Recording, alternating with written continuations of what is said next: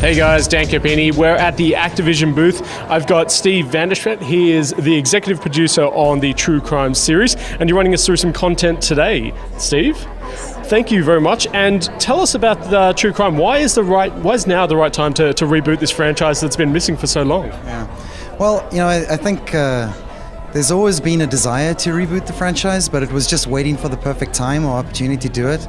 And so when we found the perfect location, we found the perfect developer, and we found the perfect story, we thought, okay, no time like the present to get it done.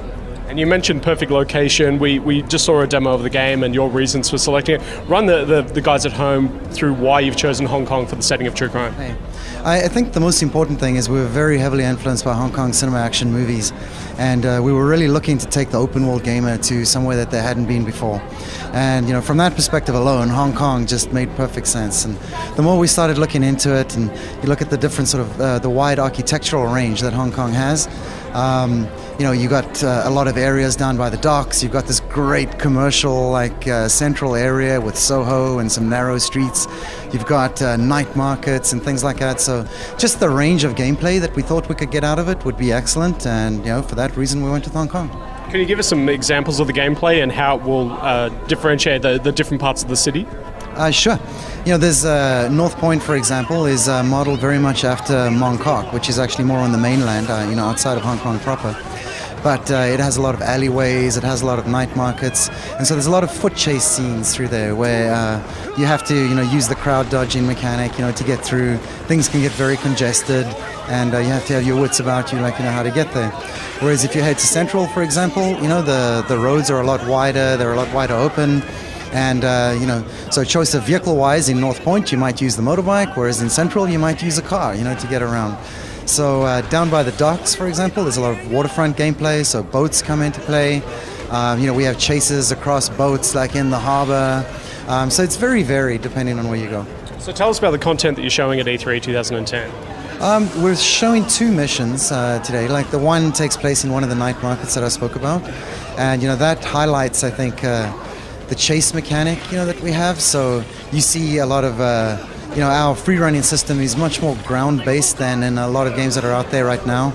We wanted to capture that intensity and that sort of gritty realism of chases that you see in Point Break or Seven or Blade Runner, with Deckard running through the market.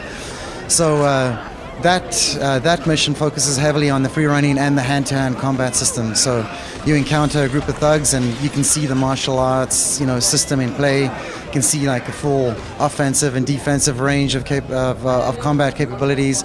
You saw a counter system, which is really cool. And I think probably the best thing about it is, once you grapple someone and being able to move freely about with them and just bring the environment into play, just sprint around with them, push them into things, throw them over the edge of rooftops. It makes it all exciting.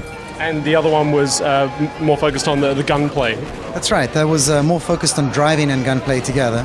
That one, what we've tried to do there is, create a nice arcadey sort of driving model, but at the same time layer an awesome, again, like Hong Kong cinema style, action component on top of it. So what you saw there was riding on the back of a motorbike, being able to shoot freely, I guess, in any direction, being able to target, enemies, being able to target vehicles, sub-target them.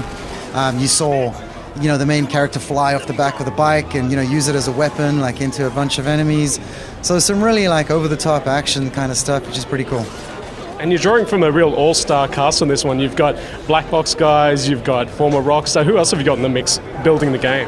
Yeah, it's... I think making open world games is a challenge. So we knew that from the outset, and so we wanted to get a team together that had experience doing it, so that we could make fewer of those mistakes that you tend to make making these games. So like you said, there's a lot of guys that from EA that worked on Need for Speed, worked on Skate, worked on Godfather. We've got a lot of guys from Rockstar that worked on Bully. We've got a lot of guys from Radical that worked on Scarface, on Prototype, on Hulk Ultimate Destruction. Got guys from Saints Row. So, a little bit from everywhere, and, we're all pulling our collective experience together to make this a great open world experience. So, Steve, when can people actually get their hands on True Crime? Which platforms, more important? Okay, platforms are going to be Xbox 360, PlayStation 3, and PC. And right now, the release date is fall 2010. All right, Steve, thank you very much for your time. And stay tuned to GameSpot for our ongoing coverage from E3 2010.